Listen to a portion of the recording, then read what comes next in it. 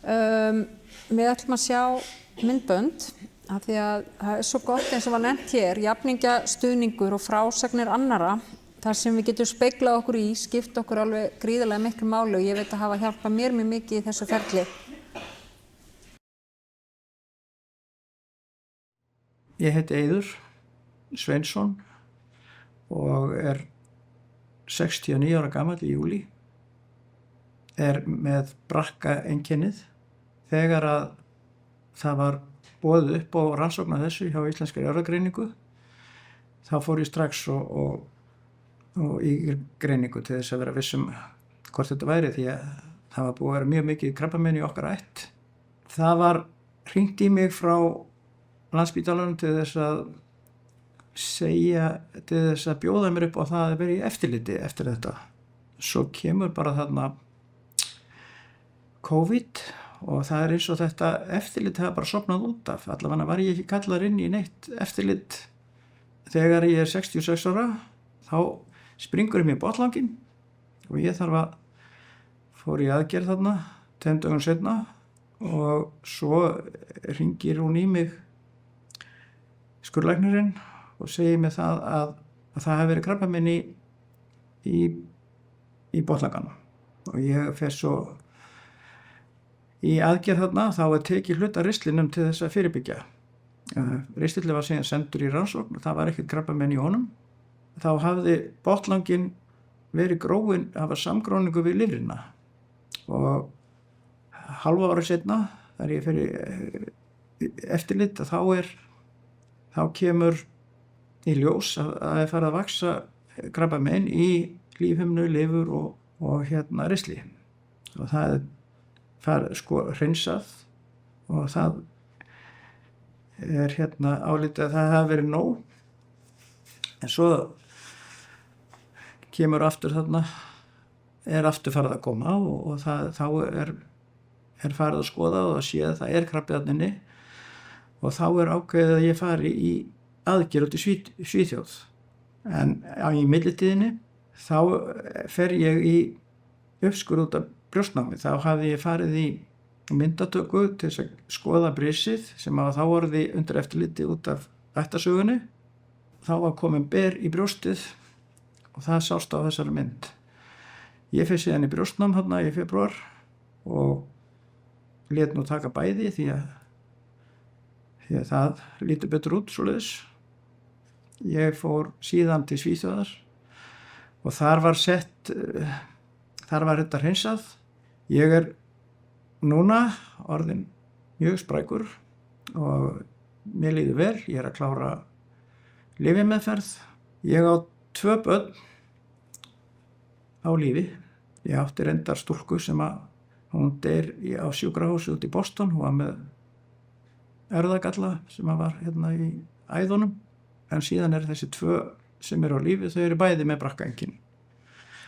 Það dóttir og sonur og dóttir mín, hún rétt að skríða upp undir 50 og hún nýlega búin að fara fyrir svona 2 árum síðan í brjóstnám og eggjastokka brottnám.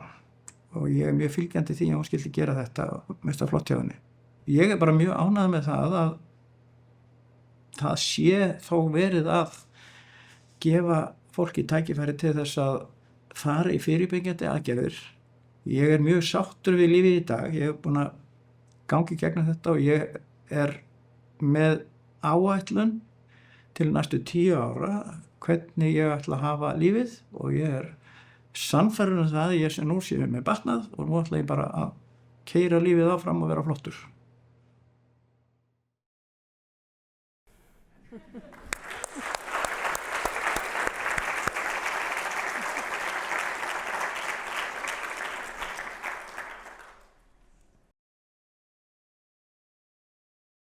Ég fæ mína greiningu 2017 og greinist þá sem brakkaarfberi 1 og ég var þá orðin 37 ára, búin að eiga 3 börn, ætlaði ekkert að eiga fleiri og tók bara mjög fljótlega ákvörðun það hvað ég ætlaði að gera.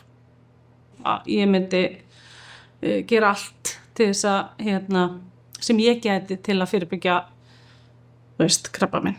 Svo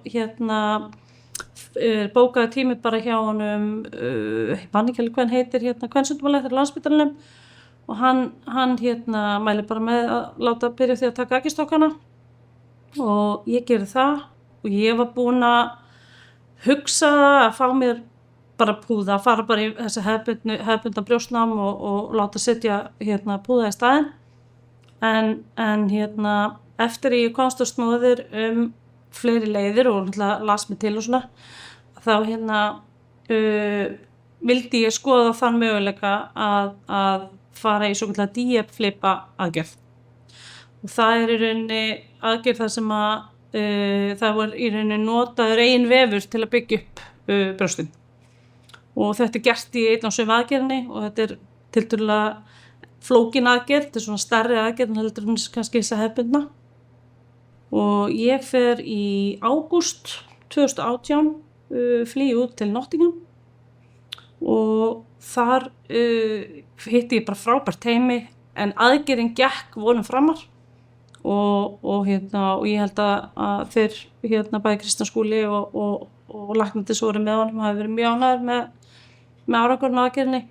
Og eftir í rauninni að ég kem heim, að þá hefst í svona alveg bataferli. Þá í rauninni bara tekur við, ég þurfti náttúrulega, gat ekki rétt úr mér í langan tíma eftir, þannig ég þurfti hægt og rólega rétt úr mér. Ég ætla með skurð alveg frá beini að beini, alveg þvert yfir, og náttúrulega skurða við brjóstin.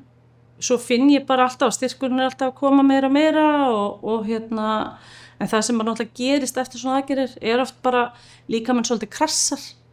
Maður búin að vera lengi, og það byrjar svona einhverja verkir, stöðverkir og svoleiðis, sem oft algengt, en maður þarf þá bara að hugsa betur sig og hreyfing, og þetta skiptir allt rosa miklu máli í öllu bataferli.